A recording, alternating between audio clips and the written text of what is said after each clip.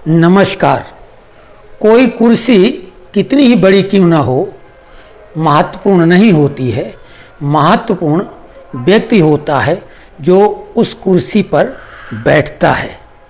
कुछ ऐसे नौकरशाह हैं जिन्होंने अपना नाम अपने काम के द्वारा इतना ऊंचा कर लिया कि वो भी एक नए इतिहास का हिस्सा बन गए। जैसे चुनाव आयुक्त सेशन, वर्तमान में अजीत डोभाल, और अब एक नया नाम बेहद चर्चित है जो भ्रष्टाचारियों, विशेषकर विपक्षी दल जिनमें भ्रष्टाचारियों की भरमार है, बेहद डरे और सहमे हुए हैं, और वो नाम है संजय कुमार मिश्रा का। संजय कुमार मिश्रा जो ईडी डायरेक्टर हैं, सेवा विस्तार के लिए सुप्रीम कोर्ट ने 2 बार मना कर दिया, लेकिन मोदी सरकार भी अपने इस अधिकारी के लिए अध्यादेश ले आई और सुप्रीम कोर्ट के मना करने के बावजूद वो अभी भी ईडी डायरेक्टर हैं। सुप्रीम कोर्ट ने यह 15 सितंबर तक मियाद रखी है उनकी सेवा की, और बोला है इसके बाद आपको नई नियुक्ति करनी ही पड़ेगी। लेकिन अभी जो समाचार आ रहे हैं वो भ्रष्टाचारियों और विपक्षी नेता जो भ्रष्टाचार में लिप्त हैं उनके लिए बेहद डरावनी है, क्योंकि यही संजय मिश्रा CIO बनाए जाएंगे। मीडिया ऐसी खबरें दे रहा है।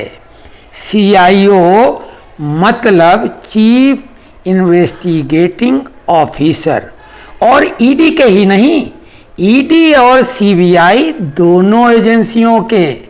पहले लोग CBI से डरते थे, लेकिन संजय मिश्रा ने ईडी को इतना घातक बना दिया कि भ्रष्टाचारियों की नींद ईडी ने उड़ा रखी है।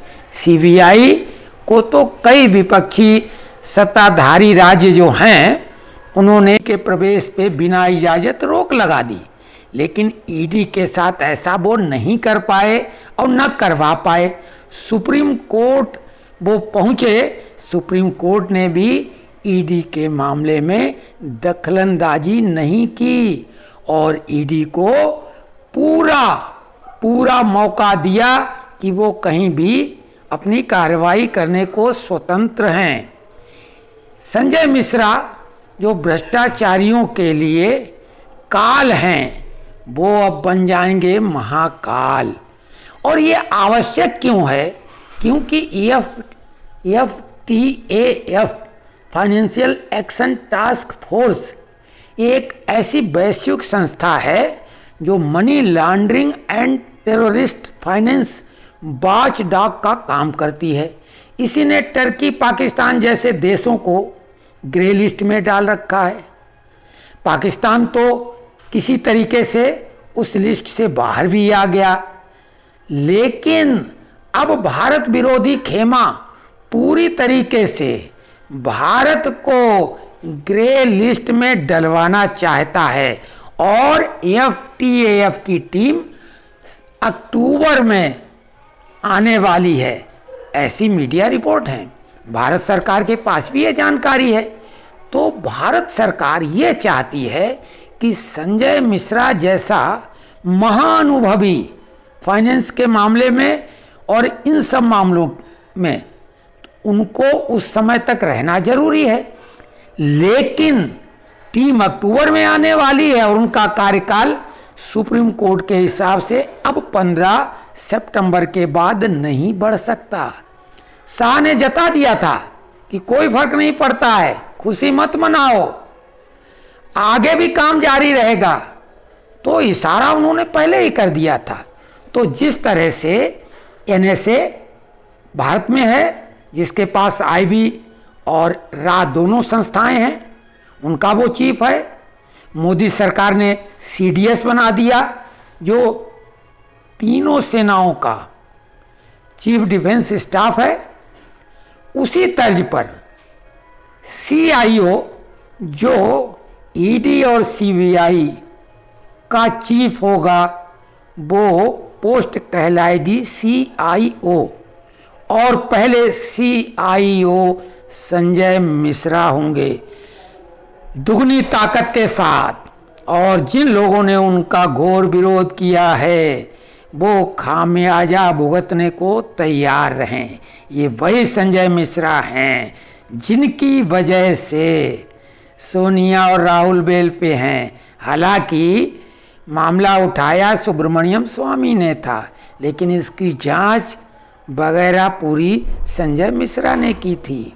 इसी प्रकार से NDTV जो आज बिकने पे मजबूर हुआ, उसके पीछे भी संजय मिश्रा का ही कार्रवाई थी।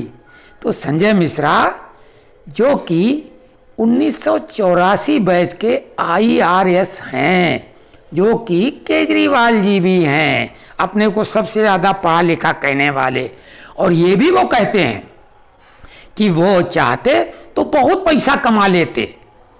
लेकिन संजय मिश्रा ने बहुत पैसा तो नहीं कमाया, लेकिन नाम बहुत कमा लिया, इतना कि उनके नाम से केजरीवाल जैसे तमाम राजनीतिज्ञ जो भ्रष्ट हैं वो थर थर कांपते हैं।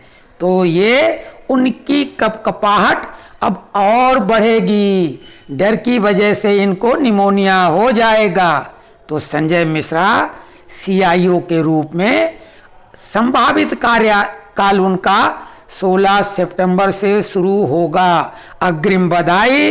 और भ्रष्टाचारियों के लिए अब उल्टी गिनती तेजी से शुरू होने वाली है।